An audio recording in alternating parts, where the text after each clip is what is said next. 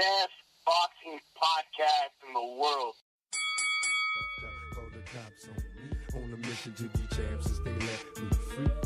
Prepare for combat, my adversaries crumble. Face it, I got a reputation for damage. Busters get ready to rumble. They lock me in a cell. Have me trapped in a living hell. Though not guilty, I'm still in jail. Brother, I serve my time like a soldier. Maintain composure. My shadow boxing the fight to the death. Busting boulders. Every boxer with a pair of gloves. Best give up love. Here's a man from the makings of a thug. A lethal weapon, mind sharp. And in my heart, there's a wish to shake the world with the flurry of my black fist. Now once a high school dropout. Now I'm the $1 million champ. Who's the next to get knocked out? Straight out of Brooklyn. What's going on, everybody? Another episode of Cheap Seats by Show and Angela here. My boy JP. JP, what's up, man? Let's laugh. All right, first things first. Follow us on Twitter at Cheap Seats Box, iTunes, rate, review. You be next unofficial sponsor. Like, forgive me, I may fuck this one up. CBO 805. It's all one word. 809. My bad. CBO 809. If that's the area code, that is a Dominican Republic saying we keep it 100. Yeah, of course, that's what we do here. That's our that's our whole mission. So be like him. You are the unofficial sponsor of this episode. So thank you for doing that. Be like him. All it does is help keep the show noticeable. And we dropped one spot, so now we're barely in the top 5. You guys got to keep up, man. You guys got to keep it up, man. Help us out. We don't ask much from you guys. Do it. Follow us on all the platforms: Google Play, Spotify, YouTube, all that. We're everywhere. God damn it! Follow us everywhere. JP, there was kind of a big fight last week, and no, I'm not talking about Jose Ramirez and Antonio Orozco, but I will get to that eventually. But Canelo Alvarez, majority decision over Golovkin. What did you think, man? First of all, who did you? I know who you picked, but who did you have winning that night? What did you think about it? Okay, I was wrong in my pick. Okay, but really, Canelo controlled most of the fight. I say round 8-9 is when Gennady started being able to exude his own dominance. But for the most part, you know, when you look at the fight, and honestly, I would have said it would have been a draw because of the punch stats. Because Gennady did throw a lot, but he was always throwing off his back. So what wound up happening was that's not Gennady's fight. So he took him out of his fight, so that makes him the winner. You know, Gennady was fighting. He basically. What Canelo did was basically pressure the pressure fighter, and he didn't know how to adjust. And he didn't stand there and trade until he could back him up. So he got bullied the whole fight. Not the whole fight, but a majority of the fight. So, you know, on that note, you got to give it to Canelo. I mean, he brought the fight to Triple G. It is what it is.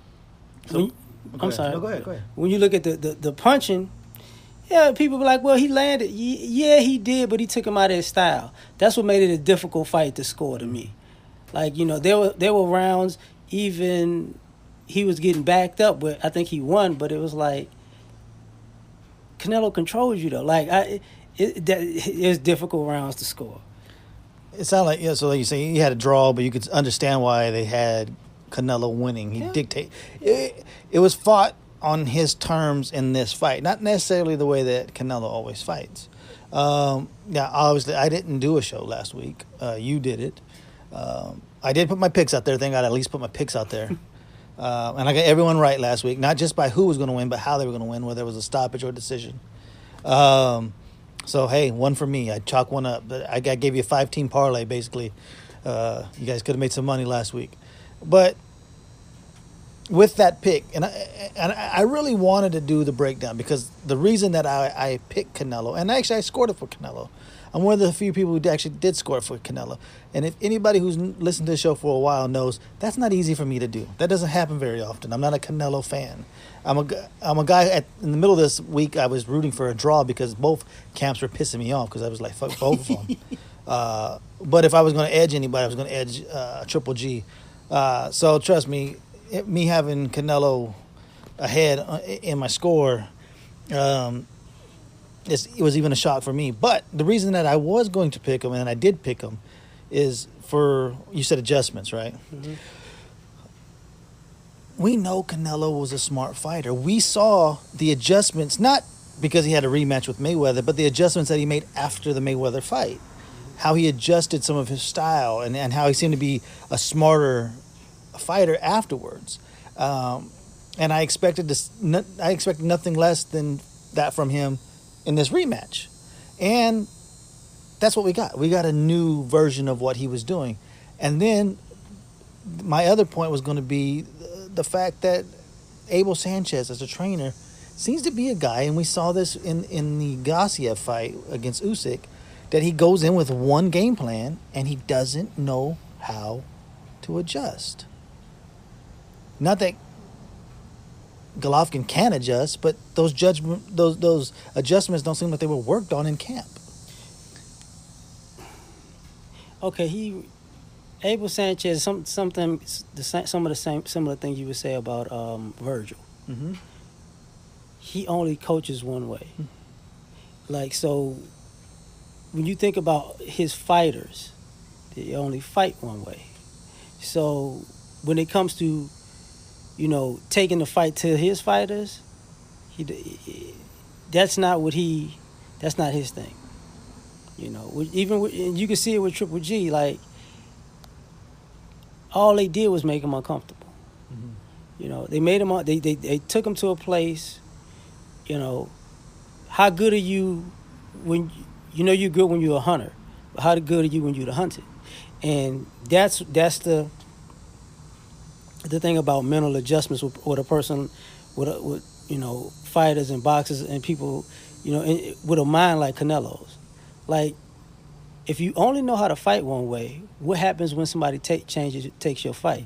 Because he did a very simple thing, and what most smart fighters say, I'm gonna take your best attribute away and see what you do next. And if you're a one-trick pony, now you're stuck, because it wasn't no plan B from Abel, it wasn't no plan B from Triple G.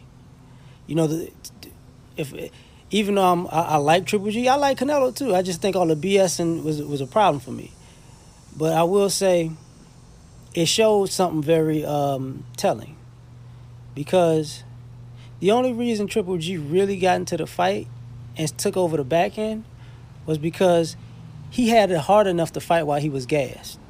Mm-hmm. But it took for Canelo to get gassed for him to catch up. Great point. And that is exactly what I was going to talk about too. Was there was two things that I came out of this fight certain of. One, for the people who say, well, Canelo was just always the better fighter. No, that's actually not true. Because I'm certain that in his physical prime, Golovkin kills Canelo. You take this Canelo versus a 31, 32-year-old Golovkin, give me Golovkin all day, every day. Yeah, I can see that. And the certainty also is, you know what? Canelo was juicing that first fight. It's absolutely 100%. I'm positive now. And I can say that with ease, because one thing that PEDs will do, yes, it boosts the amount that you can work out.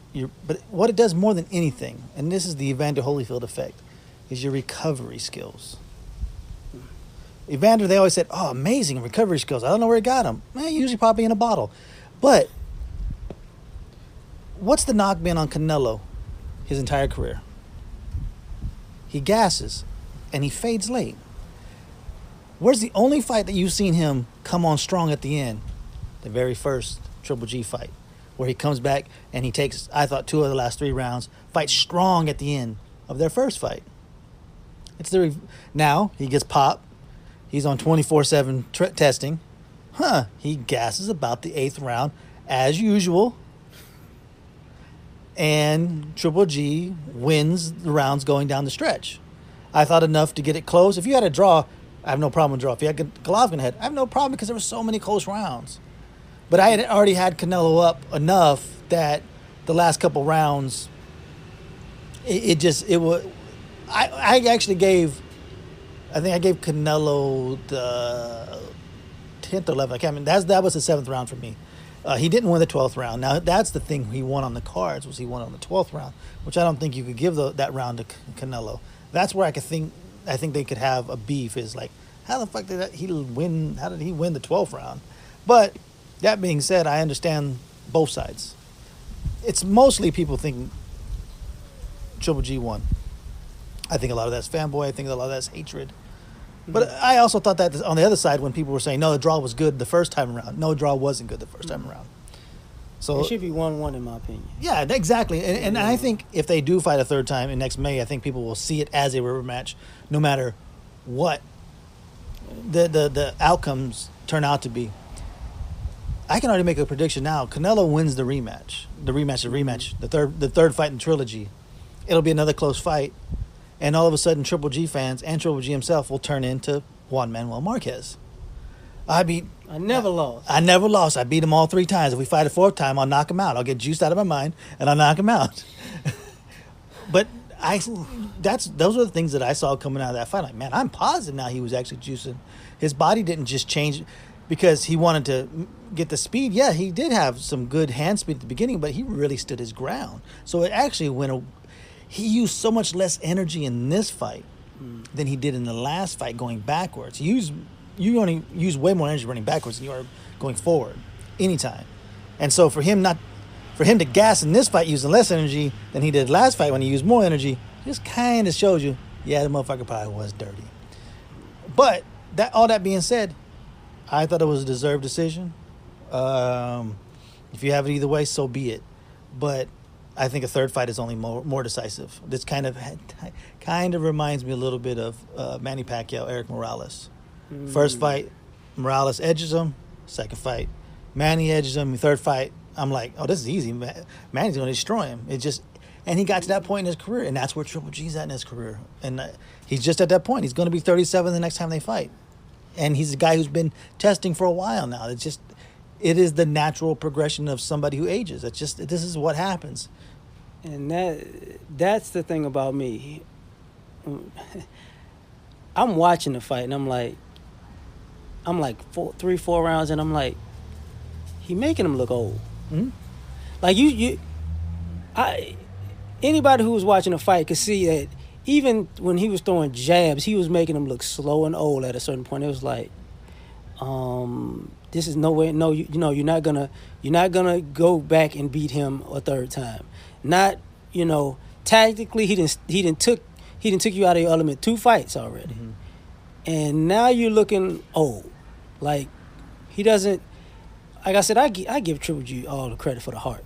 They both got heart, but it was just some of those rounds I was like, bro, that's what happens when fighters say, I feel young again. No, you don't look it. Yeah. You don't look it. And I'll say this is one of the things that I saw as well was, if you go back, man, you'd have to dig up the archives on our show. I forget what fight it was in Monaco. He fought an African guy, I think. I can't remember the guy's name at this point. I can't remember who it was, but I remember it was in Monaco. It was one of those fights where it was in front of 300 people. And I said, I noticed something in that fight. And that guy did something in that fight that he frustrated Triple G. And I said, the key to getting to Triple G is to his body, because nobody's willing to go to it because they're afraid of what's coming back. And that was a big key in this fight. Was Canelo had tasted the power and knew he could handle it. And then so in this fight, he made a decision. I can actually stand in the pocket and go to his body, and I don't have to worry as much about what's coming back because I know I can take it. And it seemed like that was a big deal because Triple G hardly went to the body. If you saw the body punches, it was very low. And so he got beat to the body, which actually is just even more credit to Triple G at the end of the fight to take that much body punishment and still have enough heart, because he was gassed, to come back and fight as hard as he did. But you could see him fighting for his legacy. Mm-hmm. Where Canelo didn't seem to have as much urgency, but kind of was very comfortable in where he was in that fight. He knew Golovkin knew he was fighting for his legacy at that point. See, here's the weird thing about it. I think, and this is why I got to give Canelo a lot of credit, kudos, because you start to, like, remember we talked about, like, we gonna learn where your heart is over time, because he's still a young man. They basically gave him the crown. That's what they did. They let him get away with a lot of shit that he shouldn't have got away with. And he made some bad decisions. But here's the thing. With all that pressure riding on him, he still came to handle business. So I'm like, you know, the will to win I could see in him. You know what I'm saying? And I said before, he going to have to prove that he the man from this point on, because he had too many gifts. You know, not just, and everybody's well documented, all the weight and all the other stuff. Like, he had too many gifts, but you got to respect him. Like, okay, he's boxing Bill Belichick territory. You know, like, you got caught again, dog. Like, really? Like, shit, come on, dog. But you know what? When the lights come on, he shows up. Yeah. He shows up. And I think that's a huge point. And credit to Canelo, is like you said, it was handed to him. Basically, he was handed the crown. You didn't beat the man to become the man, but we're giving you the crown as the man. And he didn't just sit out and go, okay, I'm good with it. He went in. He fought the boogeyman of the division. I thought, no matter what you think, no matter if you had Golovkin winning this fight. And the funny thing is I've seen a couple. People have Golovkin winning 8-4, which I don't see any. But almost every card was 7-5, 7-5, 7-5, draw, 7-5. That's how close the fight was. So no matter what you say, you come out of this fight, especially if you're a Canelo hater, kind of like I was, with a respect level for him. And I've always had a respect level for him, up until the test thing, and then you kind of lose some respect for him. Just remember this. Juan Francisco Estrada, which he was one of the few guys who came out, remember, when he started calling him pretty much a bitch for not fighting Canelo or Triple G right away. He did make a point. He goes, listen, I've been a professional for, 12 years, however long it's been, like 10, 12 years. I only train in Mexico. I never test positive for this stuff, so you think about it what you will. I'll leave it at that. That's coming from a professional. That's not my opinion. That's coming from a professional fighter from Mexico. But you come out of this thing with a huge respect for him. He earned it. They both took some fucking hellacious shots, kept on going. I didn't pay too much attention. Was that shot in the 10th that kind of got him off balance a little bit. It was what it was. He caught him good, but he came right back 10 seconds later and was throwing combination punches. And that was one of the things I wanted to hit on, was how you said made him look old. I saw that in the second round. He hit him with combination punching. Right. In the second round, and I'm like, I don't see people do that to Triple G. I haven't seen that. I've seen him catch him with single shots, but he was hitting them with combinations, and I hadn't seen that yet. And that's where I was like, this is going to be tough sledding for him. You know, when I did the breakdown in the beginning, one of the things I said about Canelo was he's a hell of a counterpuncher. But he's a counterpuncher that'll hit you with multiple shots. Yeah, and I remember that. And I was like, yeah, this is because if you throw a good one and you getting a good 3 back, that adds up. And everybody knows he's a good body puncher, you know. And he makes emphasis to let you know he's a good body puncher. Even when you watch him training, he makes sure I'm gonna dig to this body. That's one of his real things. It was what was funny. I'm sitting out looking. I'm like, so. You just gonna let him keep hitting you like this? Like you just gonna keep because I think, like you said, like it was the 10th. I think Triple G hit him with that was a shot, and he wobbled him. And you know the first thing I thought about, because I was watching fights earlier that day. 5-6 years ago, Canelo fought Cotto's brother. Yeah, and he got rocked. Yeah, he did. And it was like he didn't know how to adjust at the time. He didn't go down, but he was like, he took a while to get his bearings. And when he got rocked, and he just wobbled, and he kind of stood his ground, and he was like, okay. I was like, you see that composure right there? That's a problem. That is a major problem, because he learned his lesson. And he's so comfortable. He's like, okay, that's a good shot. You got me. But, you know I'm going to hit you, right? And it's like, dude, he pretty much, I don't think he's fully where he needs to be. but mentally he's definitely where he needs to be. You know, like, and the thing about the body shots, I was clowning with a friend of mine on the phone. I'm like, you know, they're gonna start. You know how everybody has a knock, every group has a knock, and people gonna start. You know, Russian knock might be that body. Yeah, good. You know, I think that's a knock for those power those punch? Eastern Asian the Far East. Yeah. Europeans. And also, I always thought Cubans too, because those aren't counted, and they have such long amateur careers that they never really get hit to the body, and that's why I always thought the way to Triple G was through his body. I mean, you could see it because the minute he was getting hit, I was like, He didn't like it. and it reminded me of Kovalev. Mm-hmm. It reminded me, because you could. You could, even Stevie Wonder could see he would wince. He would go, God, again, like, you know, his arms go down. The energy was just getting sucked out of him, and it was like, dude, maybe, just maybe, and in my mind, I'm thinking that's what got me looking at Triple G and Abel, like, okay, you're known for having a chin. Right? You've walked through bigger punches. You might want to just, you know, take them hands down just a little bit and protect that body and get Canelo in close enough so you could just try to let loose. Mm-hmm. But it was like, he ain't going to do it. Yeah, that was the thing. He never made the adjustments to counter. Because that's the one thing, going in, if you go into somebody's body, you're leaving yourself exposed because that punch is so low. You are now prone to counter punches.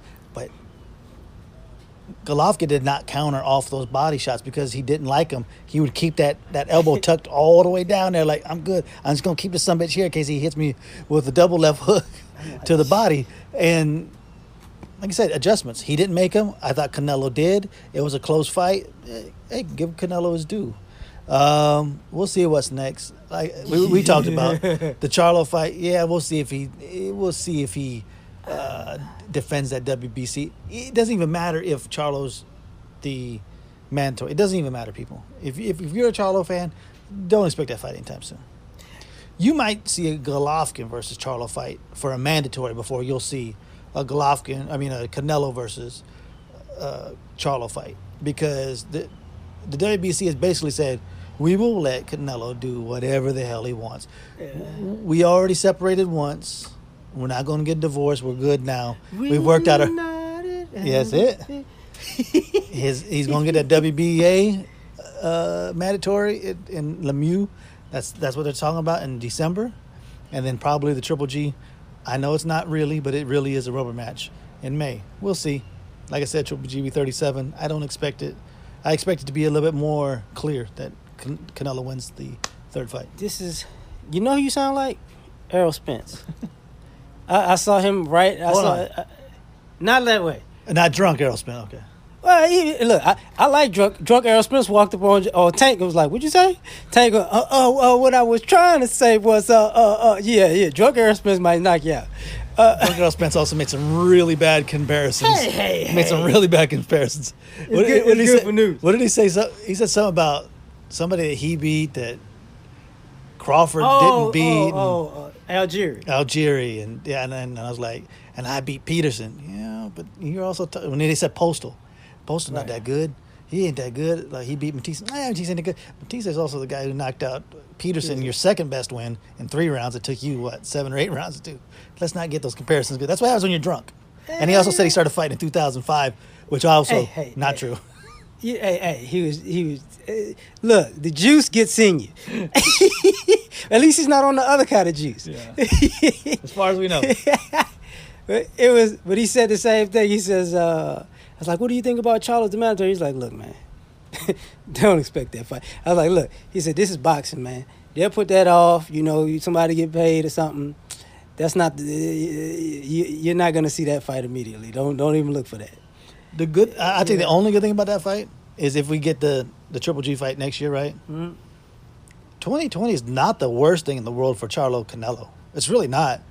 they're both still be in their prime. No. So and they'll both still be well comfortable in that division because they both just recently moved up to it. So as much as it does suck that it could be a year and a half away, I don't think it's that big of a deal if it is. No, I think it just puts Danny Jacobs in a spot. He's on the outs. Yeah, that's what I'm saying. He's like, I know he's someone. God damn, like what do I gotta do? Because unfortunately, he might have to go through Charlo to get as a go-between. He's gonna get a belt, so it doesn't matter. He beats Derek Jaco. He's getting the belt. Don't matter.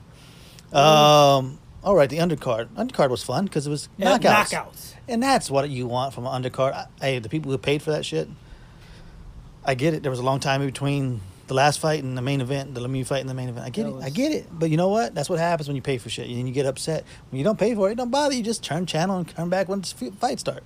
Just follow the fucking action on Twitter. Twitter lets you know, ring walk started. Oh, guess I can turn it back. All right, let's start there. The return of Chocolatito gets the fifth round. Maybe I picked fourth. Fifth round stoppage. Moises Fuentes. I liked and didn't like what I saw from Chocolatito. He looks like an old man. He got beat up a little bit too. Like his face was swollen too. As much as he beat the fuck out of Fuentes. Yeah. His face was a little puffy. I didn't like how his face was because it's the same kind of swelling he got when he fought Rungvisai the first time. And whatever that is, it's something that's going to happen every fight now. Yeah. The thing about it is, I gotta respect. He said, "Look, well, if I'm gonna get hit, I'm gonna go in there like a G. I'm gonna go out like a G." You know that he's basically just walking up to people and let's throw them hands, and battle the wills, and he won, and that hook was serious. That hook was serious. You know, I think the $1 million question is what the stepping up in competition and getting hit there like that. Now I don't still don't think like Chocolatito seems to be one of those guys that he like, look, man, if I got to take some punishment to get it, that's what I'm gonna have to do. So I don't think he's not gonna shy away from that. The question is, when you like you said, when you start to look old, savvy. A little bit more savvy. Yeah, he's definitely not savvy still. You know what I'm saying? Just a little bit savage, more savage. Not savvy. Yeah, just a little bit. Because you crying about Salido. Salido knew he got old. Look, there's some things I'm going to have to do in here. Look, I need a break. I may hit your nuts. Yeah. I ain't going to say he going to do all that, but I'm like, you might have to tweak a few things because he should be accustomed to these trade wars to the point where if he knows something's coming, he should be able to either, he's not going to just completely let you miss. You're going to hit him. But he should be able to roll with a punch or let it catch a glove or arm or something. Just like, okay, this one I know is coming. Bam, okay.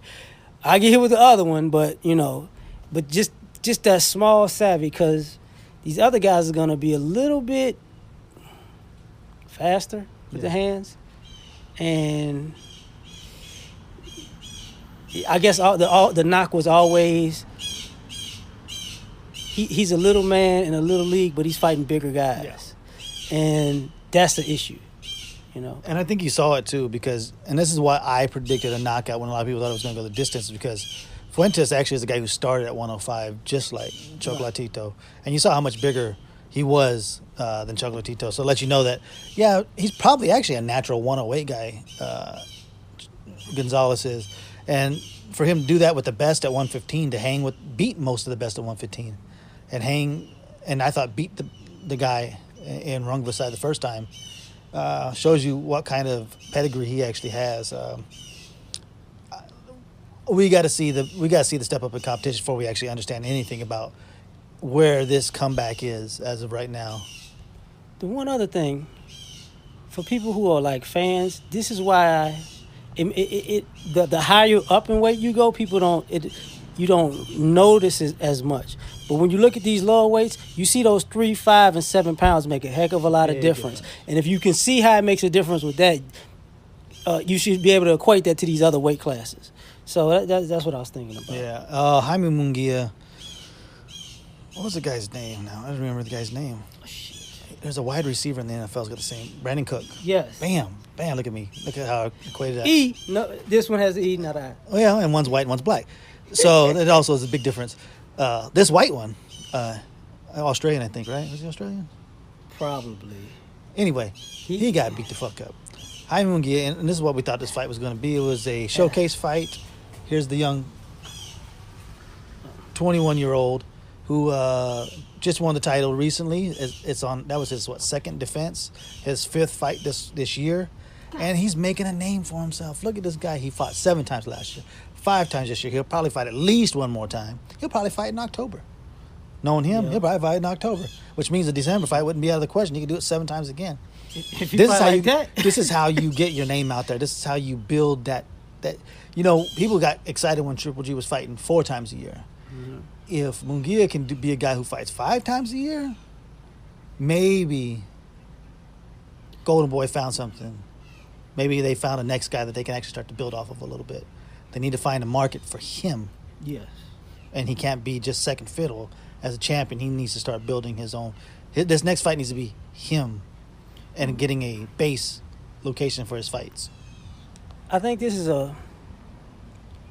strategically, this is like a perfect time because Canelo was fighting for Golden Boy's career. Mm-hmm. And he kind of solidified himself in them at the same time. So this is probably a perfect time to say, okay, we can take a breather off of the Canelo cloud. Yeah, there's nothing to build anymore. Right. So now you need to go to somebody else. And you wouldn't put him on an undercard. If you put him on an undercard after all the work he's put in and you don't start backing him as a major name, in your stable, you got a problem. I don't think they're going to do that. I think they actually going to look, man, he earned it. Mm-hmm. He earned it. Like, we got to do something. And plus, you don't have that many. Yeah. You don't have that many. Like, and he stands out. And as big as he is, he probably fights all that many times a year, so he never puts on too much weight because he's a big guy. Yeah. The undercard, the first undercard fight, well, the last one before the main event, the lead-up bout, Lemieux, KO, Spike O'Sullivan, not a shock. The fight went like 2 minutes. We can't spend more than 2 minutes on this. I expected it. Lemieux gets the fight against Canelo most likely later on this year because Canelo wants to make up for the lost fight. He will knock Lemieux out. But good for Lemieux because he earned a payday from this fight. I just want to know what's up with these fighters who are knocked out on their knees crawling. If you could crawl, goddamn, look, either you better get up and roll over like you try. You just do not just, you know what, my head is spinning. No, get up and wobble, okay? It did look like he was out though, didn't he? Yeah, oh, what happened? Get up, man. Get up and lay down. Do not sit there like, am I at 3 again? Like, ref, did you see that shit? Like, get up, man. Get at least you know how when you get rocked and you're crawling and then your elbow falls and you just like you can't talk all that shit and just lay there for about 5-6 seconds to figure out if you're gonna get up or not. This weekend we could talk the Mendy Campbell fight on the undercard. No need, Campbell wins. I'm not really looking forward. Oh, hold on. You know what? There's one more fight. I said I was going to come back to it. I want to give this a couple more minutes. Jose Ramirez gets his first title defense against Antonio Orozco. Wide, but very competitive. Actually, a great fight. They went back and forth hard at it. Even though Orozco lost, I thought he lost 10 rounds. I guess the scores, hey, damn pterodactyl, had him winning 11 rounds. It was still a competitive fight, knocked down the 4th and the 8th. I thought it was a great showing for Ramirez. I don't know who he fights next, but you can't wait. He threw over 1,000 punches. The move to Robert Garcia, I didn't think impacted him at all. I mean, the punch output was crazy. Got the knockdown. Sold this time wasn't 13,000. He sold 11. So it was down. It laid him down. It let down a little bit. But remember, that's because 2 months ago he had sold 13,000 tickets, and then that guy missed weight. And this ended up being a better first defense anyway. But Ramirez, I think he's fun. He's fun to watch. He's gonna lose because his style. He gets hit a lot, but goddamn, he hits you a lot. Here's my hate. So he wins and Fresno beats UCLA. That's right. Whoop-de-damn do Fresno. The thing about it is, just like we were talking previously, Aram got to do something. He got to. Like, at this point, because when you look at his fighters, okay, who stands up above everybody? Lomachenko. That's your star, right? Crawford is just a beast of a fighter, but unfortunately he doesn't sell tickets, even though he's a beast of a fighter. Ramirez sells tickets, and he's exciting. Crawford doesn't in Oman, just like he does in Fresno. Well, yeah, but what I mean by that is Crawford had more times to be nationally exposed, so it hasn't translated in that way yet. You know, I wish it does. I really do. But you got to give Ramirez a shot, man. Like, no. Like, he kind of reminds me of one, like, his situation reminds me of Le'Veon Bell. What else you got to do for you to pay the man? Like, what else? And I think that where they messed up last time was when they headlined him outside. It was in Reno. Like, why Reno? Like, that doesn't even correlate to people traveling, because Fresno to Vegas. Reno is not an easy trip. You got to go up and around and through the mountains to get there. I've made that trip. It's not an easy trip. The trip is to L.A. It's to StubHub, Home Depot, whatever the hell they call it now, down there. How can they sell down there? Because that's an easier drive. It's 3 hours. That's the way to tell. And it's a lot. You're cutting it in a third, the attendance. You know, if you can get 4,000 or 5,000 out there, you're going to be happy with that. You got to learn how to build you got to try to build from there. Don't take them to this oddball place like you did with Zurdo Ramirez and putting them in fucking Oklahoma City and Corpus Christi, Texas. People in Houston don't even want to ride to Corpus Christi. We might as well just go all the way to South Padre. We're not going to stop in Corpus Christi. So you have to think of it in that way. He has a chance to build him because the Mexican fan base will follow him there. The people from Fresno will go down. Plus, the Mexicans in L.A. will actually go and watch that fight. So you should start to try to build his L.A. base. So now he has two bases to work out of. Now, if you can go from Fresno and you can start to work L.A. and you build up there, well, now that trip to Vegas doesn't seem as big. But you don't jump from Fresno to Vegas. There needs to be an in-between. I think L.A. is the in-between. That's the market they need to build up with them. We'll see what they do. You got to do something, man, because, I mean, and the only way because in my mind, I mean, either you're going to split those guys up and have their certain times a year, or to have an event with all three of them, because that's pretty much the bulk of his fighters. Like, those are the people that people want to see. So you might as well just say, look, man, okay, I need you to fight. I need you to get the Omaha people right. I need you to get everybody in Fresno right. Then I need you to get these ESPN people, Lomachenko, and then we can make a big event. I'm hoping that's what he's doing, but I'm not betting on it. You know what I mean? It's just the way Aram does things sometimes, it seems like he shortcuts his fighters. Like, he just gives them the short end of the stick. And, like, okay, I know what I'm making at the end of the day, so, you know, whatever. It's like, dude, you 197 years old. Can you can't spend the money. Like, let your fighters... Because basically what he's doing is, whether he knows it or not, he's serving up... And I hate to talk like this. You know, he's almost 80, right? Yeah. I mean, I don't. He's in a position where a lot of guys left him, and like he's in Don King's position almost, because it's like guys like you're known, but can I trust you? You know, to take that next step, and I don't think people are trusting him to take that next step. Maybe I'm wrong, but I don't see his fighters being with him in the near future. All right, last few minutes. We only got a few minutes left before I got to get the fuck up out of here. Like I said, Campbell's gonna win the rematch against Mendy, but let's go to the main event. AnthonJoshua and Alexander Povetkin. I'm just gonna say this: there were a couple of things in certain fighters' careers that change a fighter, and you got it with Mayweather with Jose Luis Castillo. That was the end of Pretty Boy Floyd. The second fight was there was a couple fights that were the end of Pretty Boy.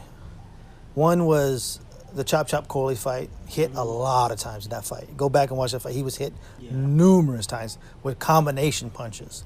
Also in the first Castillo fight, which changed his style into his money style, which was more single shots, hitting holds, and minimizing damage taken.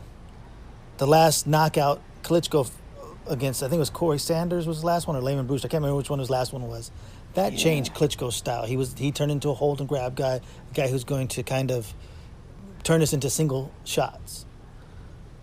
Even Keith Thurman went knockouts for life, and one time Jose Soto Carras and even Collazo changed that, and he was a guy who didn't take chances anymore. And I think you saw that the first one was, for AnthonJoshua, was the Dillian White fight was the first part of it, and I think the Klitschko fight was the end of it, where he would still go for broke. And you saw it against Takam, you saw it against Joseph Parker. It's more deliberate now. It's a lot of single shots. He's controlling distance. He's not leaving himself open, and you're going to see more in the same. You're going to see in this fight with Povetkin pretty much what you saw with Klitschko and Povetkin. He's not really going to be able to get in there. Joshua's going to hold him from the outside, pick his shots. If he gets a chance to knock him out, he will. If he doesn't, he'll take an easy points victory. You know, hey, the last knockout, was it Rockman versus Lewis? It changed up his style. He wasn't as reckless. They all go through that, and I think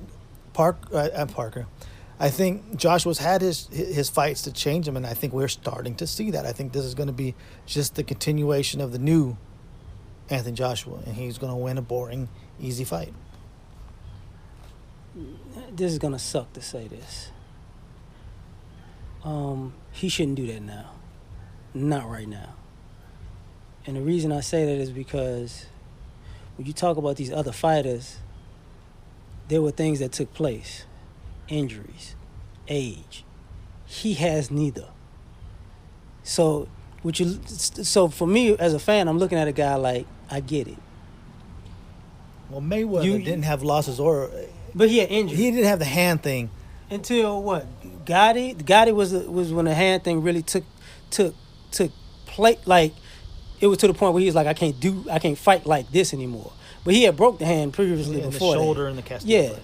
But Lewis was just getting knocked out. Same with Klitschko. They limited that. That's what when they got to about 30 years old. That was it. That's my point. Age. But so is Joshua. Joshua's getting there now too. He's like 29 now. I think he's 29, so he's getting to that 30. That 30 mark is I'm telling you, he only had 13 fights. Yeah, he did. Yeah, that's the thing. It's like I don't know how the fans are gonna take it, but I understand it. You're looking at a fighter who's like, okay, how long can I hold on to this title to make this money? What do I have to do to hold on to this title to make this money? You know, and what I have to do is I have to make you beat me. And his reputation precedes him, because you know if you get too close, you will get knocked out. So now you have these fighters who know he will knock me out. Will I go get it? No. He know that was the situation with Parker. Parker didn't want no smoke. And he was like, well, since you don't want no smoke, let me just take that with you. Take that with you. I got time. You know, and I see more of the same thing. Yeah, it's going to be the same thing. You know.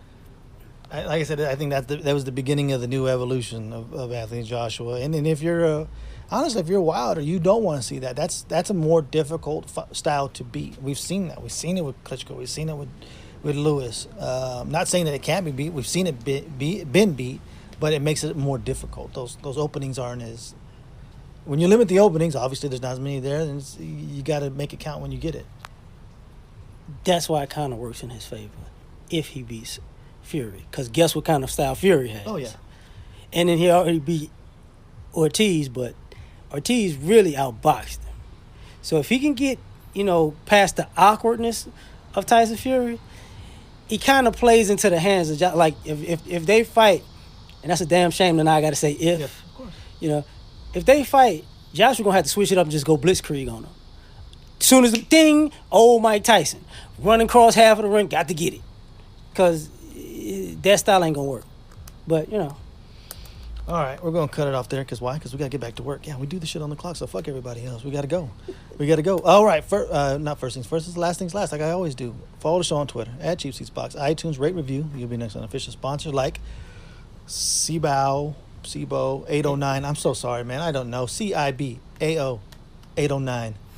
I appreciate you. You were the unofficial sponsor of, a big show too, huh? The review of Canelo and Triple G. Be like him. Do that. Helps. Keeps the show noticeable. You can email us anytime you guys want. cheapseatsboxing@gmail.com. Subscribe on all the platforms. Spotify, YouTube, all that good shit. JP.